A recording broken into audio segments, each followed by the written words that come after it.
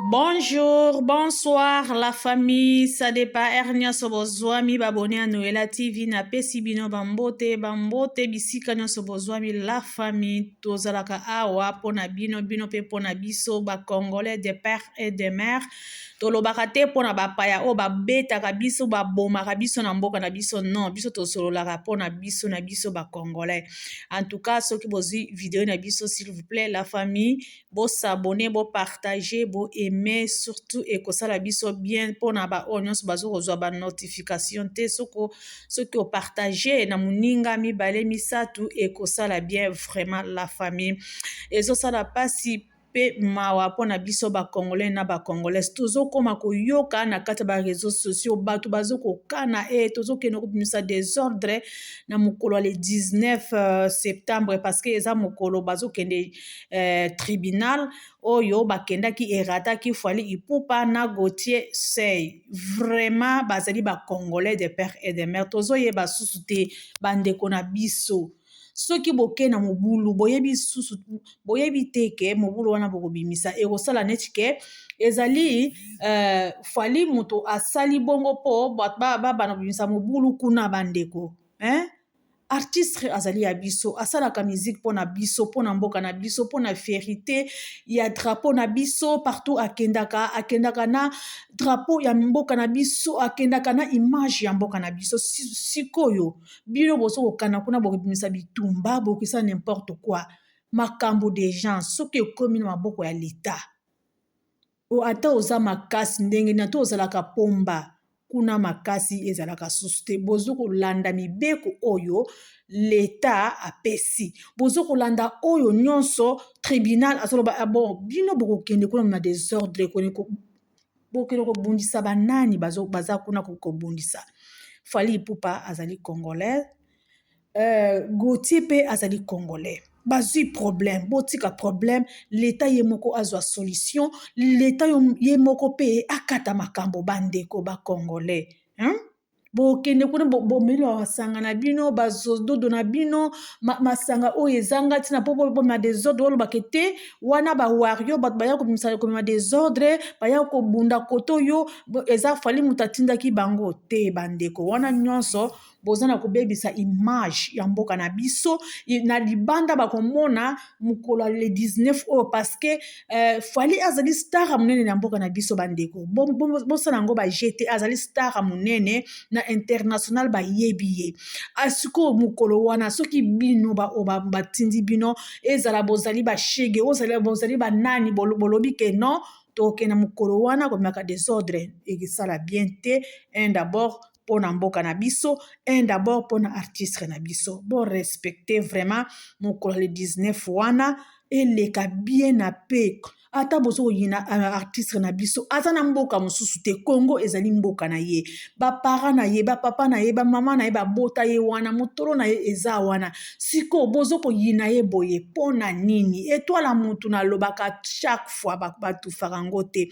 étoile ezali lokola mwinda ata otie na se na mesa ke emonana te lukuta ekomona moto amonaka non na se na mesa wana batie mwinda ezali lokola pe succès ya moto basimbaka yango te baetufaka succès ya moto te eza lokola Fally ezali moma na ye temps na ye ya asepela asala succès na ye asala pe temps na ye bandeko ora moto basimbaka yango te baforsaka yango pe te en tout cas eza kaka conseil na ye mpona pesa bino bacongolais na bacongolaise oyo baza na mutu na bango bazokoyeba kaka ke non biso le 19 tokokende kosabote mokolo ya tribunal wana tokokende kosabote mpo nyonso ekita na mutu ya Fally Ipupa mpo baloba ke non ye moto asali bongo na bawario na ye bamemi désordre mpo ekomela ye problème non bandeko botika esprit wana botika kimote ya mabe wana nyonso eleka na maboko ya leta déjà ekomi na maboko ya leta vraiment botika vraiment na kotiela bino ba audio oyo ndeko na biso Alexis oyo awuta koloba vraiment alobi très bien na sepelaka ne asalaka ba analyse na ye vraiment ya bien na kotiela bino boluka kolanda yango vraiment ekosala bien tokokutana kaka na suka to clôturer kaka un instant na fongola po boyoka vraiment alobi très bien bozela na bongisa s'il vous plaît la famille. Asali vidéo à lobby, yé aza déjà na France, à la Kisibino Vivendi. Donc, à quelque chose l'investigation pour asonga à témoigner. Mais ici, je veux rappeler quelque chose. Ndekonabiso Sango, aza journaliste, oya yambaki, Ndekonabiso Kotese, Ndekonabiso Manix na plateau. Ça dit cette affaire, Lelo, ça a commencé na plateau, Yabosolo na politique. Entre-temps, m'amourer de la bonne musique. La sortie médiatique de Konabiso Kotese à lobby. Mon ami et frère Sango Israël Mutombo a que des gens en France. Donc, à lobby bien, à lobby tes confrères Nanga. Parce que le lot, Kolobake Israël Mutombo a accueilli comme ça l'investigation à niveau à fond. Bon, excusez-moi, esa publicité, hein, s'il vous plaît, la famille. Bon, excusez. Voilà. France pour la Vivendi, to snap et MABT, journaliste. Et puis, que les deux sont les confrères dans la poème MABT. Mais ce qu'on a à propos, il y a un biso côté C. Alors, mon ami et frère, entre-temps, je rappelle, si je veux rappeler, je vous dis, même ici, on a toujours dans un bilingue. Je veux rappeler ici. Il dit, mon ami et frère est déjà parti en France et puis mon avocat va le rejoindre. Je me dis, qu'est-ce qui se passe réellement? Normalement, ici, je demande à tous les warriors d'être tranquilles. Les amoureux de la bonne musique, bossent à la l'aise. C'est Fali qui est victime. Ça là, très attention, soit nana muto à l'obaraté. Ça là, très attention, soit nana muto à zolobaté. Jusque-là, les avocats sont victimes et puis il a fallu pour pas baza très à l'aise. Baza agité, baza calme. Parce que pendant M. Gauthier est en train de parler, que nous tous on a suivi l'émission. Mais ça peine à ma coulisse. Jusque-là, M. Manix n'a encore rien dit. Tu as évité ce que les 19, M. Manix a rien pour témoigner. C'est pourquoi je te dis, ici, il est interdit de pleurer. M. Gauthier il ne pleure pas. J'avais dit et puis je répète. Nous, on n'a pas besoin que M. Gauthier puisse nous faire des vidéos sur vidéo. On n'en a pas besoin. Normalement, tout ce que les Africains attendent de M. Gauthier, c'est qu'il nous amène le preuve. Peu importe s'il pense qu'il a raison, il a ça de preuve. Pour condamner M. Fali Poupa, ou pour rabaisser Fali Poupa, ou pour ridiculiser notre grand artiste Fali Poupa, ce n'est pas un problème qui nous amène le preuve. Je rappelle ici les Warriors. Ce qui, ma preuve, il y a M. Gauthier au salle à queue. Fali Poupa bête sous you arena té. To ba Warrior ba retirer ba billet. To alonga Fali Poupa à s'agiter té. Ah mais la biso ba preuve. Et puis la preuve il faut même to bakiseli lisusu ba preuve. Biso to bakiseli ba preuve té. Yé mon quoi mi bakiseli ba preuve par rapport à vidéo na yé. Il faut y la biso preuve ezo la tsake. Président a triplé a pu petit a Fali a yembaraye. Il faut y la biso ba preuve ezo la tsake. Fali azo corrompre la justice parce que ça na ce qui maison civile ba vocal ba biso ba maison civile et chef de l'État. J'avais dit ici et puis je répète. Apparemment, M. Gauthier est en train de confondre la politique et la musique. M. Gauthier, il est le journaliste analyste de la politique, mais pas de la musique. Prévenez tout ce qu'il a rencontré sur la musique. La vidéo, c'est n'importe quoi. Je me suis dit, mais mon frère, Gauthier, il y a un problème. Non, si maman, parce que je vous avais promis la suite rapidement, cette vidéo ne sera pas longue. Monsieur Gauthier a dit, Fali Poupa a mis le kouta na murumba na biso pour azoyemba na autotune. Ici, je veux rappeler à monsieur Gauthier, c'est pas Fali Poupa na yena autotune na musique na biso. Non. Ouh, yeah, ils ont un autotune. On a Fali Moutayembaki. Les artistes ils ont soutenir. Là-bas, il n'y avait pas l'autotune. Je rappelle ici, Nzembouya, au pire, au Venabiso Kofelomide, n'a fait que je salais en passant. Il y avait Nabiso Kofelomide, un autotune. Il y a un problème aujourd'hui chez les Congolais. Normalement, développement, évolution, na eloko moko na Congo to na musique na biso et comme tricherie. Donc je vais dire les loba vient na biso Kester que son âme repose en paix. Nenga mema sente na musique na biso au lieu to benga ngolo na to benga ngolo l'évolution parce que les lots c'est tout le monde qui utilise sente na barumba na biso. Mais c'est Gauthier sei na nina yeba ezala qui peut tricherie pour na faire na biso Kester. Bon, ayaki na instrument oyo tozala na habitude ya koutilize na musique na biso ya rumba te. Ye nde aya bongisa mwasi na yo tinjie ayeli biso synthé na musique na rumba na biso. Aujourd'hui tout le monde bazo utiliser synthétiseur. Donc ezalaki tricherie. Lelo ça ikola malanga bayela biso caisse claire na musique parce que je rappelle ici synthétiseur c'est instrument mo mindele si photo lo ba bien. Mindele ba beta on ba musique na bango rock na ba slow na ba blues na ba yoka clavieriste. D'ailleurs c'est instrument ba mindele nde pina ba na biso nous notre rumba c'était plus la guitare et puis bazo beta le collé na ba kick wana ya maboko. Mais Kester a même na biso clavier to beta maboko to sepeli piano et ça évolution. La musique rumba na biso. Tolongo na teva en cookie, to comme na teva en couleur. Pardon, noir et blanc, to comme na teva en couleur. Ça ikola malanga ba memela biso caisse claire. Tolongo na ba lokole, na ba kick, to comme na caisse claire. Et ça la évolution. Mais pour na monsieur Gauthier c'est une logique na e, to bien ngo évolution, te faut to bien ngo tricherie. Monsieur Gauthier c'est pardon. Viens na biso no kalonga kufina nuté. Porter plainte pour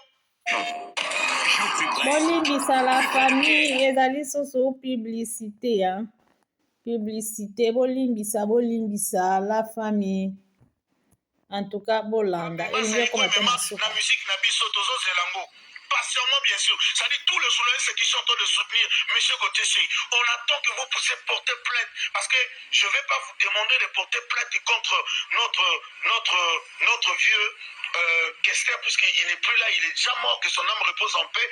Mais puisque monsieur Nyoka Longo existe jusqu'aujourd'hui, allez-y lui porter plainte parce que lui aussi il a amené la tricherie dans notre musique. Parce que dans notre rumba avant, il n'y avait pas la caisse claire. Pour niveau ils ont la tabino monté mamabé. Pour mon niveau il y a bassesse. Pour mon niveau pour Obima ridicule le 19. Si quoi fallait pour pas aujourd'hui quand on parle de l'autotune, ils appellent évolution.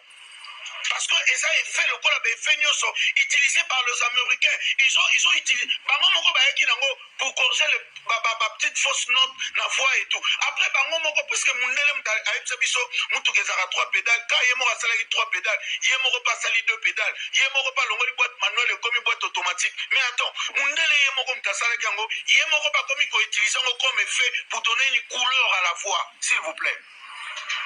Si qu'on fallait le col à Boulara loin, Fali Lokola, c'est un visionnaire, comme on dit en français, il n'y a pas de vision sans provision. C'est-à-dire que quand Fali a des visions, il a toujours eu des provisions pour sa vision. À celui qu'on a déjà même utilisé, nos artistes vont utiliser en haut. Aye nango sikona kifali na ye akotisa mona bandenge moko boye na rumba et puis na basil na ye lelo esali numéro 1 ya Congo puis numéro 1 Afrique. Bino jalousie nini? Pourquoi na tout Rafali Poupa et comique ono eza tricherie pour l'autotune? Mais monsieur Gauthier Sey, si tu ne maîtrises pas quelque chose, kota zolo na ote terrain oyo eza mabe. Moi je suis prêt d'être témoin d'habiter on a assisté jour on a procès pour éclaircir quelques points. C'est pas la politique, monsieur Gauthier Sey. Et puis, il ne faut pas oublier, la politique, il tombe les carottes, puis les gens qui sont opposants, le gouvernement en place, pour passer pas un politicien. Monsieur Gauthier Sey. Fali, c'est pas un politicien. On comprend dans les 19 que jeune abino bosala kana politique, comme la biso la musique té. Que makala té ba kokanga Kongo mobimba, to kotondisa makala jour wana. Parce que c'est clair et net. Moi, je vous avais dit, et puis je répète encore. Monsieur Gauthier Sey a fait une vidéo dans son bureau. Et il nous a présenté les documents. C'est pas moi. Allez-y regarder encore la vidéo de monsieur Gauthier Sey. Il a bien dit, voilà le preuve. Je détiens le preuve avec moi. Le monsieur a même dit, je suis encore jeune. Je suis dans le trentaine. Je suis un responsable. Je suis un intellectuel. Écoutez bien, je répète ces mots. Je ne peux pas passer sur une chaîne de télé, rencontrer des choses que je ne maîtrise pas. Ça dit que pour qu'il puisse parler, il voulait juste nous dire, lui, M. Gauthier, c'est pour qu'il puisse parler de Vivendi, de Snap et tout le reste, c'est qu'il avait fait l'investigation. Il a insisté là-dessus. Moi, je me dis que M. Gauthier avait déjà de preuves avant. Ce qui m'a étonné, il devait présenter le preuve, toutes ces preuves le 5. Et puis, on coupe. Directement le procès. Directement on dit, ben écoutez messieurs, vous êtes libres, on a évité ce qui n'est entre guillemets, fallait pour pas ridiculiser. Mais ce qui m'a étonné, les avocats de M. Gauthier ont préféré demander 2 semaines pour aller faire les enquêtes, je sais pas, l'investigation et tout, nanani. Entre-temps, M. Gauthier, c'est quel genre de théâtre ça? Il nous fait une vidéo et puis il nous présente des documents pour dire que voilà le preuve de Vivendi, tout est là. Mais pourquoi il n'avait pas présenté ça? Pourquoi les 5 M. Gauthier n'avaient pas directement présenté le preuve et puis tout est... Et puis c'est fini. Ou soit, lui-même il n'est pas sûr de ce qu'il a comme preuve. Ce que moi je comprends en tant qu'un intellectuel. M. Gauthier, il n'est pas sûr de ce qu'il a comme preuve. C'est pourquoi il attend ses amis qui sont partis en France pour faire l'investigation, avoir plus de preuves. Comme ça, il va essayer de comparer avec ce que lui, il a, ce qu'il a fait comme des enquêtes. Il est en train de souffrir, le gars. Voilà comment il est en train même de perdre son poids. Parce que j'estime qu'il ne dort pas, il est en train de faire de recherches. Parce que tu as cherché à avoir des problèmes avec Fally Ipupa. Aujourd'hui, avoir les problèmes avec Fally Ipupa, c'est toute l'Afrique qui va s'élever contre toi, messieurs. Perlman est un bon ministre. Ok, la famille, j'espère que bosi boyoki banda et bandeliti suka oyo frère Nabiso Alexis oyo auti koloba à propos ya ba oyo nyonso bazo kokana mabe na koyebisa pe ndeko Gauthier na ba preuve na ye oyo olie abomba les jours ba bengisaki bango ya alobaki ke ba prolonger na 2 semaines po bazonga susu. Mais azoya susu na ba émission mpona kobimisaka susu ba preuve wana sikoyo nini ezangaki le même jour wana obimisaka ba preuve wana esila mbala moko bandeko na biso bakongolais tolingana totika kimotema mabe efutaka eloko te ndeko Fally azali ndeko na biso azali congolais pourquoi tozonyokola ye boye bandeko sikoyo tozoyoka kuna ke bawario bango nyonso baoyana bilamba ya pembe bakolata bilamba ya pembe donc elamba ya pembe d'abord ezolakisa ke baza na problème te motema na bango ezali pembe sikoyo oyo nyonso bazokosala bakampagne na bango bazokosala ke babimisa desordre kuna bokebunda na nani botika koyokisaka nani mboka na biso soni botika koyokisaka botika koyokisaka tribunal na biso soni neti bayebi eloko te non bandeko gouvernement na biso basala mosala na bango bapesa tort na mutu aza na tort bapesa pe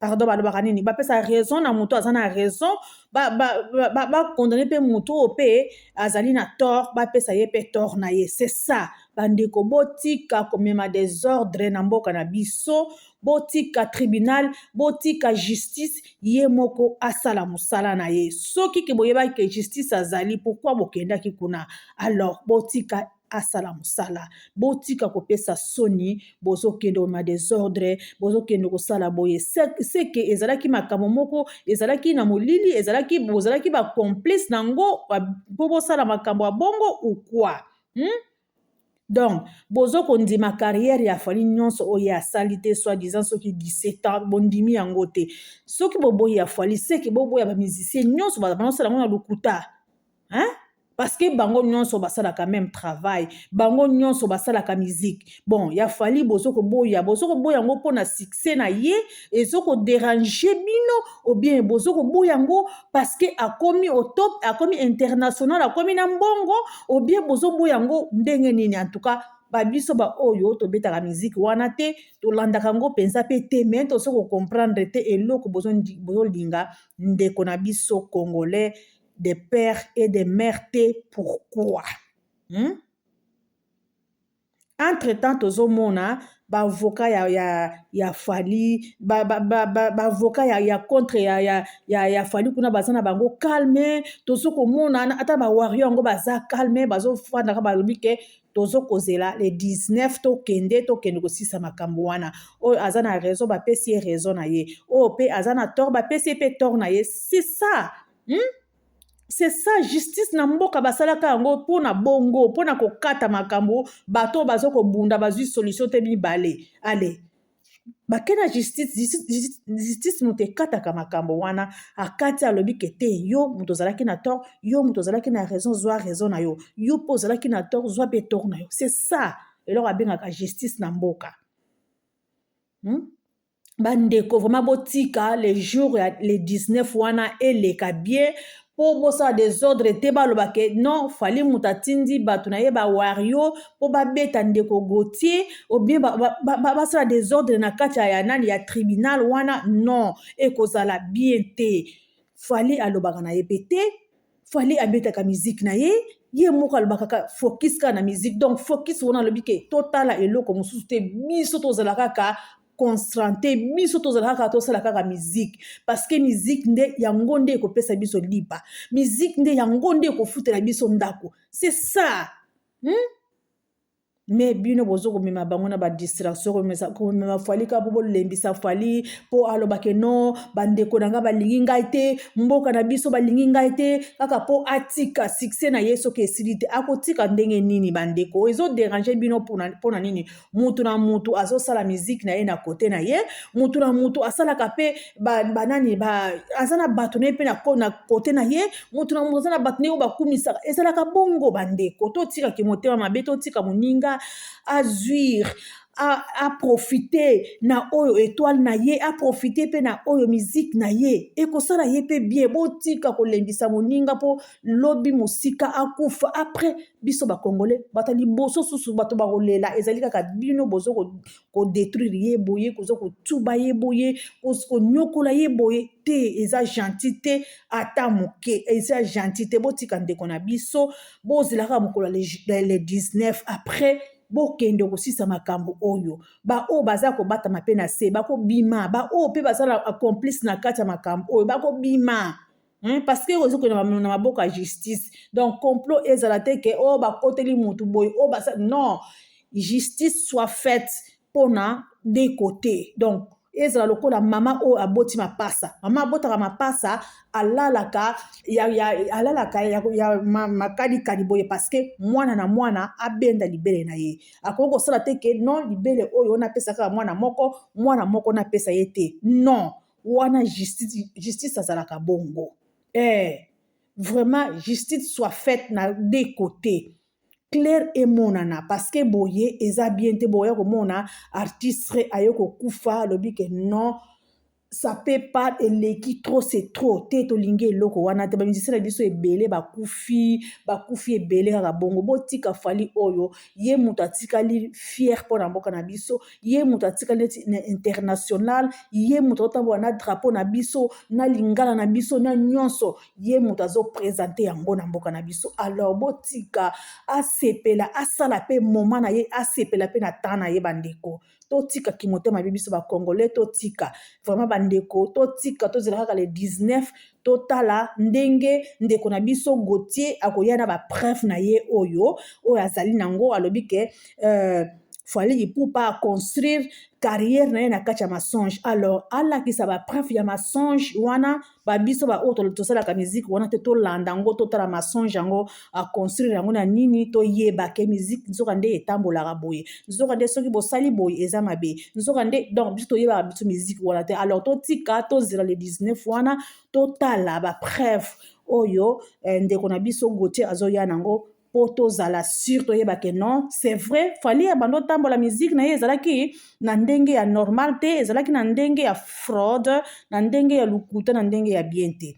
Alors botika kosala nano le 19 ango kokina onte beaucoup de gens kokanela bato donc c'est que bozo linga te bato ba ya kuna pona na public wana po ba ya ko yoka ba vérité na vérité te bon déjà bon ba déjà ko bangisa bato ba ya te mais non ezalaka bongo te. Donc bato bakoya baya koyoka parce que aza artiste ramunene baya koyoka soki c'est vrai nani musique na ye ezalaki na norme ya lukuta, ezalaki na norme ya bien te bato bayeba po a changer pe soki ezalaki na ndenga mabe aluka ko changer parce que critique pe na vie ya mutu na carrière ya mutu pe esalaka pe bien. Alors soki ezalaki ke ya lukuta allez emona na miso ya bato. Alors la famille nazotika bino vraiment bolanda video na biso bien, bolanda ndeko na biso Alexis ndenge alobi na kati, vraiment bolanda ngo na bokebi nyonso, bo partager, bo aimer, bo s'abonner, bo liker, surtout ba commentaire pe ya malamu, ba commentaire ya mabete, awa kofinga ezalaka te. Bo bino moko boko banda na suka boko yoka kuna makambo kofinga eza te, mais kotia ba commentaire ya mabete, tia la ba commentaire na yo ya bien. So ko mona ke kotia commentaire te tika na yo. Mais so ko mona ke non na tia pe commentaire na nga e ko sala bien tia. Nazo tika bino la famille, merci, bye bye.